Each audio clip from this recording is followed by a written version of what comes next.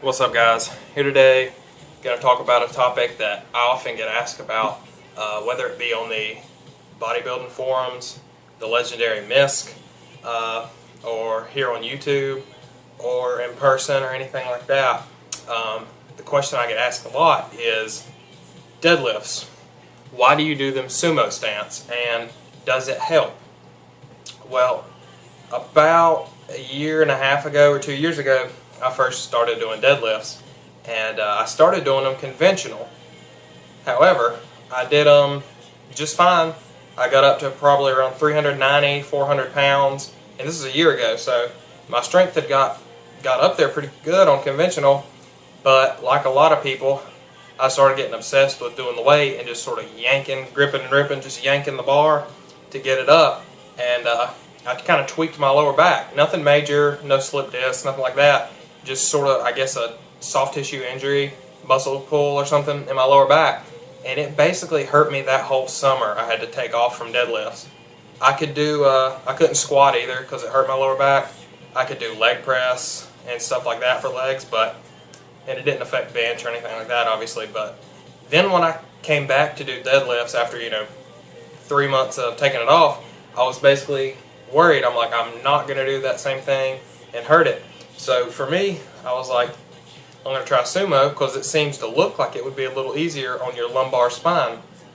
So sure enough, I tried sumo. Started out with just something really light, like doing sets of 5 with 185. And then a couple weeks into it, I got a little more comfortable and moved up to 2 plates.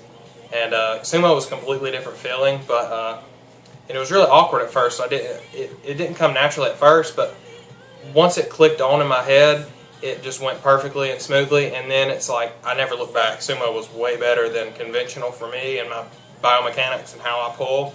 I can just sink into sumo better. Big thing about sumo, an advantage I think, is your feet placement. When your feet are wider, you have a better base of support, and if you have a better base of support, it's easier to sink into it and get your hips and legs involved, get your larger muscle groups involved. And when your feet are closer together like conventional, for me or for some people, it might throw off your biomechanics a little bit, and you just won't. It's not as easy to sink into it if conventional. However, I do not believe that sumo is easier for 1 rep maxes. Now, with that said, doing massive reps, sumo, I will admit, might be easier because if you're doing conventional for high reps, you're going to burn out your hamstrings a lot quicker, but your hips and stuff won't burn out as easy as your hamstrings doing sumo. So if you're doing reps, yes, I might admit that you can get a few more reps in sumo than conventional. But 1 rep max to 1 rep max, I don't think it puts you at that big of an advantage. If it did, why would all these top level pullers like Pete Rubish, the Lillybridge family, Brandon Lilly, all these people, why would they not do sumo? The only top level person I know that does sumo is Daniel Green. But if you follow him, Dan Green also does conventional. He trains both. Kind of like I do, but he just prefers to pull in meets sumo. But he still pulls conventional, trains it, sort of like me, but I just prefer sumo. So it's sort of like people always say sumo's easier. If sumo's so much easier and it's not considered a real deadlift, that's what people say, oh, you should have said you pulled 435 sumo deadlift, not real deadlift. Well, if it's not a real deadlift, then one, why do they count it in all powerlifting organizations? Every powerlifting organization there is counts sumo. So that's the end of the story there. But also, if it's so much easier, why don't they do it? Why don't you pull sumo?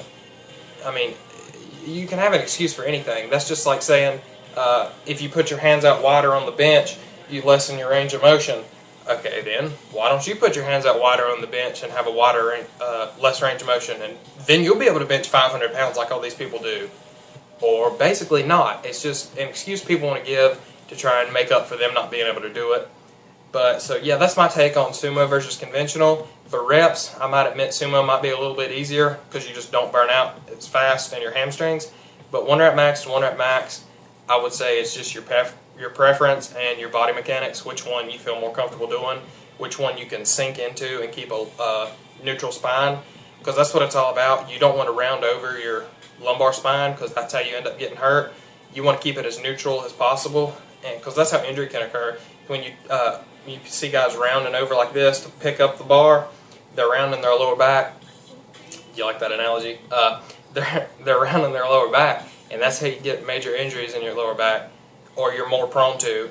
If you keep a neutral spine, you're less likely to get injury. And for me, sumo is just the way to go because it fits my body better, and I like it. So yeah, that's my take on sumo versus conventional deadlifts, and let me know if you have any questions, and be sure to check out my videos of me deadlifting. Yeah, bye-bye.